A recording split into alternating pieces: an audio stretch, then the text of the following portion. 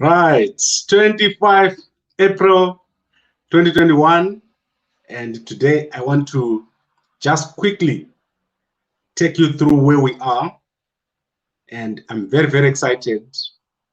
We have had a great weekend. Our project is doing very, very well, and we are setting the foundation for a great, great future for all the members of our cooperative. We are setting a great future for our country, because this project that we're starting here is the beginning of something very, very big for Zimbabwe. I'm sure all of you know that there is a prediction that at 40 years, Zimbabwe is going to go through a total change. And this is where we are. Our country is going through a change. And within the next 10 years, if you do not realize it now, you are going to be left behind. There is a lot of opportunity in Zimbabwe, and diaspora is going to play a big part. And I'm happy to say our government is starting to realize how important the diaspora is. There is a lot of efforts from the government side, and us as people in the diaspora also need to play our part to do the big things that we need to do to make sure that we don't lose out on opportunities in our own country.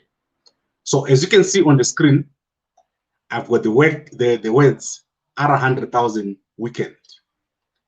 This is because this weekend, working together, we moved our money from the YouTube to our website, and we managed to collect 100,000 this weekend. So that is the amount of money that we managed to collect using our website, Gambakwe.com, when people were coming, moving their money through to the Stockville account or the cooperative account that we created in one weekend.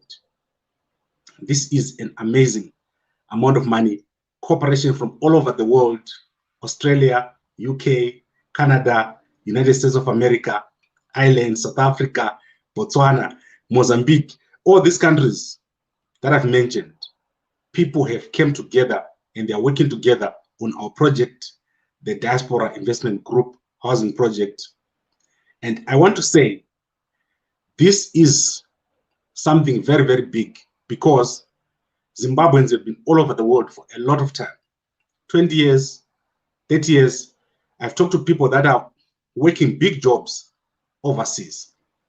There is one thing in common. Our people want to come home. Our people want to benefit from being in their own country.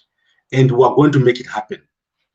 I'm personally going to make sure that your funds are safeguarded. Not a single cent should be misused of the money that we're collecting. Our target that we want to collect is 1.5 million in 12 months. So approximately by December, we should have collected 1.5 million rands for our project fee. This is just for the project. And during our discussions this weekend, we agreed on a number of very important concepts and ideas and approaches. And we are soon going to have our general meeting, our first general meeting, which will be there on Sunday. And I'll be setting up the meeting. I'll be communicating with you in the group. Our constitution is being written, and I would like to thank the people that are helping us. I'll give you the details in the group of who is helping us to write our constitution, and also the people that are helping us to reduce our idea into a drawing, so that when we say this is what we want to do, you can see it in a diagram. There is a lot that we're planning to do, and some of the things that we have as a vision, they may look like they're not real, but very, very soon, you are going to start seeing. You know, like this week, I was showing the guys what the houses that I think we should be building will look like. And the first picture that I showed people, you can see that picture on the screen. We want to build 250 units for our cooperative. And I would explain further why we're building 250 when there's only about 120 of us. There is also the business side, which I described. We want to build a business side where we're going to be having to be making money for a cooperative, because just building houses is not sufficient. And of course, guys are saying, we want big houses. Why are you building the small houses? The reason is there is a bigger plan. It's not just the houses. When you come back to Zimbabwe in 10 years, I want every member in this group to be able to just go and live in Kariba and not do any work. Our development, our project should generate enough revenue for everyone to live off it. And it should become a landmark for future generations to look back and say things are possible. So I don't want to talk a lot. Obviously, we have spent a long day in the group. There is a lot of discussions taking place in the group. But what I want to say is that the next step is for us to get land. We need to get land, and we've got 3 models. You all know the 3 models that we suggested. Firstly, we're going to approach government. Secondly, we're going to look for a private sector partner. If everything else fails, we're going to fund the land ourselves. And this is possible. You saw that we raised 100,000 today. If you want to raise 3 million, what do we need to do? We just need to multiply a bit more and save for a bit longer. It's possible, and it can be done. I also know that we've closed out a lot of people out of the group. I'm still getting calls from people who want to join this group, but we can only do the 100 for now, because this project has to be manageable. And then we're going to have a phase 2. And when we have the phase 2, we're going to have more people. And by that time, I am aiming that our phase 2 will have 1,000 people from the diaspora. So this is like a pilot project, the first part, but we'll need a lot of support from a lot of different people. And in 2 weeks' time or 3 weeks' time, when I go to Zimbabwe, I'm going to be knocking on a lot of doors. I would like us to make this a concept that will make everyone successful. The government, our people, general Zimbabweans. It's a big vision that we have here. It's not a small thing. And I think this is the beginning of a very, very big thing. So let me see if I have anything here that I want to discuss from the meeting today. But while I'm doing that, let me look at the comments. Patrick, you spoke of second phase of the project. Which city will it take off? You know, Patrick, there's been a lot of people asking why we're not doing something in Bulawayo. And I think what we're going to do is, once we finish with our phase 1, or when phase 1 is kicked off, we're going to try different things. There are so many guys from Bulawayo who want to do stuff. I've got a WhatsApp group. In fact, 2 WhatsApp groups, which are 270 people from Bulawayo. I'm sure we can do something, but for the moment, we're doing Harare. Sandra, I'm interested, but I have a lot of questions. Once heard you saying no one must join till they talk to you personally. How do I go about it? So, Sandra, this phase of the project is complete, is oversubscribed. We're not taking any more people. But as soon as we're started with the phase 2 and this project is running, I'm going to advise everybody. Moses, thanks Gambakwe for starting this. Let's move it forward together with vision and cooperation. Thank you very much, Moses. And I really appreciate the support.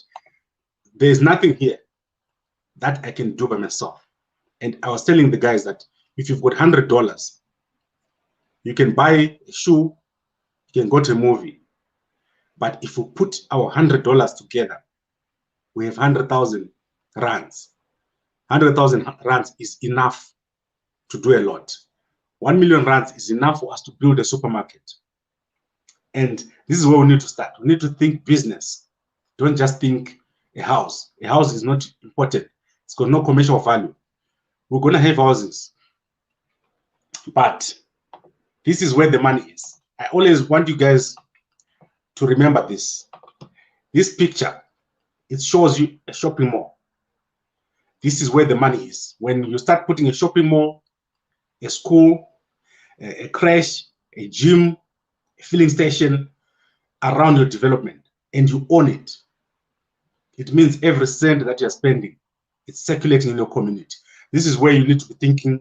This is the vision for 10 years time. So this is where we're going. And then Patrick, give us Bulawayo WhatsApp group. I'm not going to be doing that now. Right now, I'm 100% focused on the Harare group, but I'll make a plan for Bulawayo very, very soon.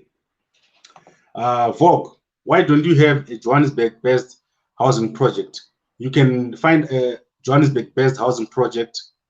You can talk to Whisper. Just Google Whisper. He's got a project here for Johannesburg. We are focused on the diaspora. The diaspora doing things in Zimbabwe. I believe our future is in Zimbabwe. And I believe that there's a big, big change coming to Zimbabwe. Our government is trying to engage with the Zimbabweans in the diaspora. You've seen what has happened last week. They were here in the South African embassy. Today, they were having the anti-sanctions live broadcast on Zoom. There's a lot that is happening. And I would like to encourage the government to take it a bit further. Let's stop talking. Let's start going on the ground. You've got a group of people in the diaspora that want to come home. The people don't want to stay in these countries where we're staying. They want to come to Zimbabwe and become bankers, manufacturers, solar installers, engineers, aircraft manufacturers. There is so much that people have learned here in the diaspora that is lacking in our country. And we need to develop communities, housing projects, manufacturing campuses, offices. There is so much that needs to be done. And we don't want this to be done by people from other countries.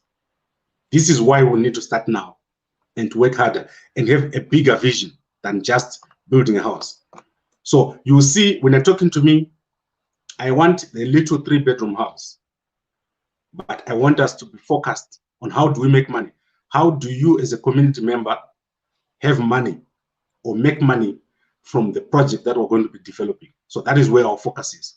And in fact, when we start this project, the first step or first phase is for us to be building a small little mall, a little garage or filling station, and if possible, start looking at ways of developing businesses around our community. That is where the focus is. Right, I think I've said a lot. In fact, we're going to have our general meeting on Sunday. We're also going to be having our constitution on Wednesday. Leah said she's going to be finished by Wednesday. So I'll come back on Wednesday. If our constitution is ready, then I'm going to present it to you. I'm going to email it to everybody so that you look at that constitution. Then I want to look at, I've looked at the group is closed. I've looked at how we're going to acquire land. First, we're going to want to look and approach the government channels. And then, obviously, I said it's important for our government to support us. So I'm not going to be shy about this one. We want to start by approaching the government. We need to be given land if possible. If we can't be given land, we need to be able to buy it, a bigger land at a smaller price. And we also want support in terms of everything that we're doing so that it moves quicker. And this is not something that I'm keeping private. It's a public thing. The government is there in Zimbabwe. We need to work with them. Then, obviously, I'm going to be traveling to Zimbabwe in 3 weeks' time. We need to look at possible locations where we're going to be placing our project. I'm going to be talking to you from over there, and we'll be looking together at the possible areas where we can locate our housing project. Then, most people want to do it in Mount Hampton. I've not been there myself. It's been a long time since I was in Zimbabwe, about 2 years now. In fact, when I was in Zimbabwe, I did not go that way. So now that I'm going to be there, we're going to go there, we're going to explore a lot what is around there. We want to do something special, want to do something different. And I want everyone to have title deeds. So that is very, very important. Then the last point I want to make is that we need to reduce our concept into a diagram. So this is going to be very, very important. I want us to be able to say, this is what we want to build. So if we spend a bit of money, let's spend a bit of money there so that we can see what it is that we're going to have.